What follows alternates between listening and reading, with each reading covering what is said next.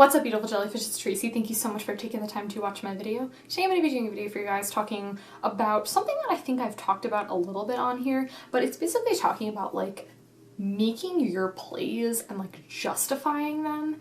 And because a lot of times, like sometimes like you'll draw your cards and like the plays that you make are like other people will be like, oh, why didn't you do this? Like, wouldn't it have made more sense to do this?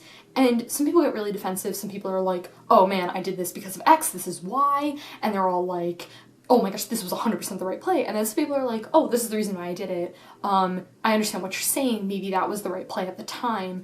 And I think it's very, very interesting because you always have to keep in mind that when you're offering people advice, that it's always very different for you when you are sitting there playing the game and then when you're an outside observer. Because if you're an outside observer, say you're looking back and forth between like both players' hands and you're like, oh, well, like, why are they going to play a creature? They're just going to have a kill spell, but then you have to keep it in your back of your head. Well, the person doesn't know that when they're playing. So I get this a lot of times with whenever, because I run hand disruption spells, and I'll run like Inquisition and Thoughtseize, and my opponent, like, I'll take a card and they think, why on earth would they take that card? The card makes absolutely no sense. But then you have to keep in mind, I'm running like Lightning Bolt, Electrolyze, Terminate, so I can deal a lot of times with people's creatures, but like I can't necessarily deal with like the spells because I don't run a lot of counters. So it's something that a lot of people sometimes forget. They're like, oh, like, why didn't they make this play? It's like, we have to keep in mind, like, what other cards do they have in their hand?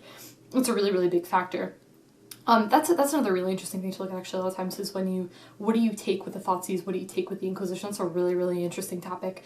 And like I said, I think it's very much dependent on what you have in your hand, what cards can you actually deal with on the board, what's a card that you just, once they put it down, you're just like, I can't answer your Tarmogoyf for like whatever it is. So I got, the reason I'm actually doing this is because I was in a conversation with someone that goes to my local game store who's a pretty decently well-known Magic player. His name is like on the internet and he's like, you know, just like really good at what he does. He plays Standard, he does really, really well. He also plays Modern too.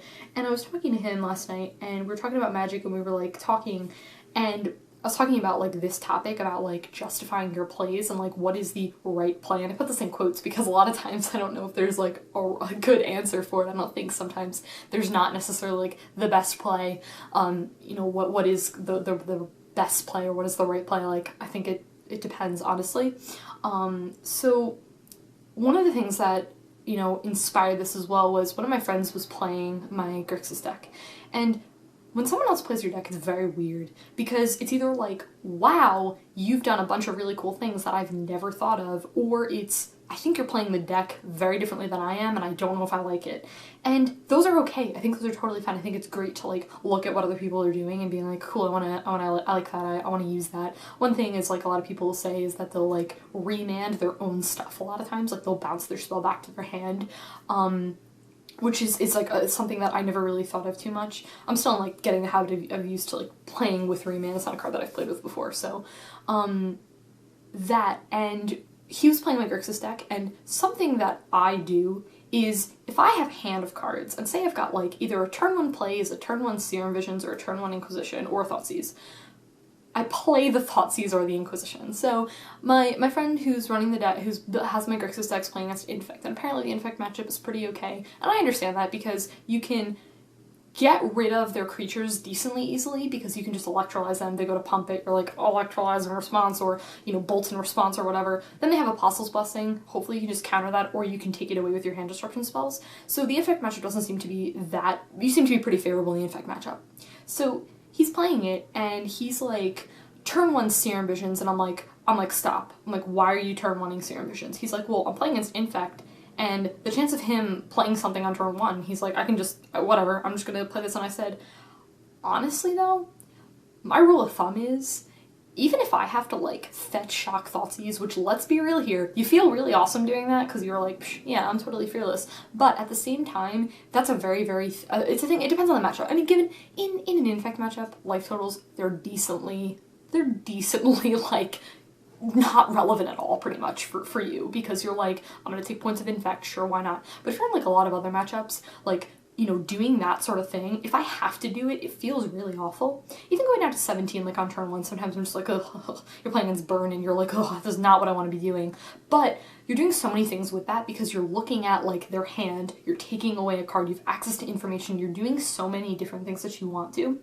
And it just makes, like, that is something that I will pretty much always do. And so I was talking to my friend, you know, the friend who is really good at Magic, and via text, and I was like, what would you do? And he's like, to be honest, I would probably Inquisition or Thoughtseize. I was like, it's just something that I would do. So, like, is that the right play there? Well, I think it depends. I think it depends on your matchup. It depends on what you're playing against. If you're favorable in a matchup, like, whatever. So you're playing against Affinity. I really, really like my Affinity matchup, by the way. It is, like, super, super great because you're like, your opponent's like, oh yeah, cool, I'm gonna get you down to, like, 5 life, and you're like, okay, cool. And then you start drawing your, like, Disruption, and then you're like, electrolyze your Signal Pest and your Memnite, and, like, you just draw, like, so much removal. It's, like, the greatest thing ever. So, like, the Infect matchup, the Affinity matchup is pretty good. I think I remember what I was saying. So basically, like, if you're playing against Affinity, a lot of times they'll just dump their hand. So, like, you very much want to start, like, you want to cast those cards. Like, a lot of times Affinity's just on top deck mode, so you want to, like, cast those cards early on. You don't really want to be casting that on turn 2, because a lot of times they can have no cards in their hand on turn 2. You really want to get rid of a Cranial Plating or an Arcbound Ravager or whatever. So, yeah, that's something. But yeah, like, I think it's just really interesting because, like, a lot of times, like, I'd also, another thing too, I was watching, oh my gosh, I'm so forgetting who this was, but I was watching someone pilot Grixis Control, and they made a very, very risky play that I didn't really agree with, where it was like, man, I'm trying to think what it was. It was Snapcaster, target Rise Fall, make them discard 2 cards instead of Snapcaster, terminate their dude. And, like, that's something I think is really interesting because, like, they had a risky play leaving their creature on the board when they could have just died to Infect. So it was like, I think it was Infect. Was it Infect or Suicide Zoo? It was Suicide Zoo that they were playing against. So, like, I don't know. I think that it's, like, one of those things where it's, like, I don't know a lot of times if there is only one play. I really don't. And, like, a lot of times, too, is people have this thing where they feel the need to, like, constantly be doing things with their mana, where, like, sometimes you're just gonna, like, sit there, especially if you're a control deck, where you're just like, yep, I'm just gonna, like, sit there and, like, hang on to, like, my cards. You don't always need to, like, cast your cards.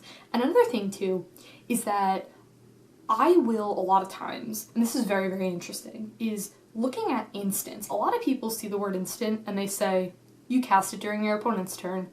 Like it's a natural thing. However, a lot of times if your opponent is tapped out, it's really, really good to do that. Because say you're, like, let's just take, what's a really good example of this? Let's take, like, if you're playing against, like, a mirror, like a control deck mirror. It doesn't necessarily have to be, like, Grixis Control, but say you're playing against, like, Twin or something like that, and they're tapped out. I don't know why Twin would be tapped out, I really don't understand. But say it's, like, turn 2 or something, like, it's your turn 2, and they've turn 1 Serum Visions. You're like, alright, cool, I'm gonna take this time to cast my, like, whatever. You know, it's just, like, it's one of those things that, like, a lot of people will see instant and they think that they need to cast it on their opponent's turn. I was like, yeah, but if your opponent is tapped out and you have the opportunity to, like, kill their thing, because what happens if they draw X and you don't have a counter for it, you can't get rid of it. And I think that's something that's really, really interesting. I'm dating this guy currently, and he plays Affinity, and he was like, a lot of times I'll, like, Thought Scour, like, on my turn. He's like, it's an instant. He's like, you should be casting this on my turn. And I was like, no. I was like, and this is the thing where, you know, my opponent doesn't know, like, the cards that are in my hand. And I was like, no, it makes more sense because say I missed the land drop and I'm really trying to hit that land with the draw card from Thought Scour, I'm gonna cast it during my turn. There's a lot of advantages of doing that. Or I'm in the hopes of, I have a land, I'm trying to get, like, a Serum Visions, or I'm trying to get, like, an Inquisition or something with that 1 mana, so I want to Thought Scour on my turn so that I can cast something else with that 1 mana. So, like, again, I think it's just a really interesting thing that a lot of times I think it's very, like, difficult. And, like, I think this goes back to, like, a lot of, like, misplays and stuff, and, like, too, like, being able to call out on your misplays. I made probably, like, one of the best moves in Magic, like, that I think I've ever made. So I'm playing against my a Tron matchup, and I mulled to 5, it was bad. Like,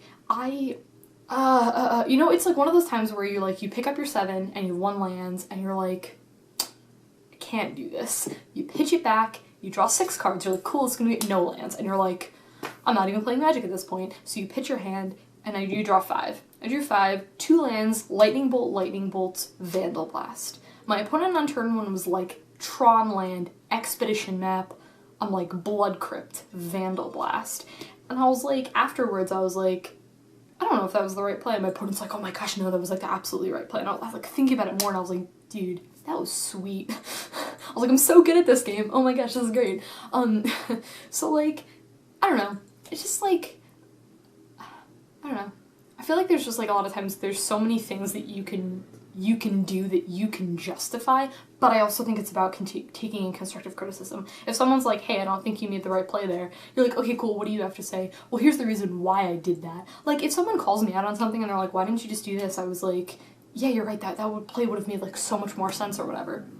And again, I think the whole thing, especially if you're playing a control deck, just keep in mind that, like, you know, don't get me wrong, turn 2 Taskers, they're probably the greatest thing ever. Let's be real here, they're super, super sweet. But like, if you've got counter magic up or whatever, maybe you want to leave the counter magic up. What, the turn 3 Tasker, how's that looking for you? So I think it's just really, really important to, like, a lot of times, like, with your plays, is like, make sure you can justify them, like, as best as you can at the time when you make them. I think that's just really important.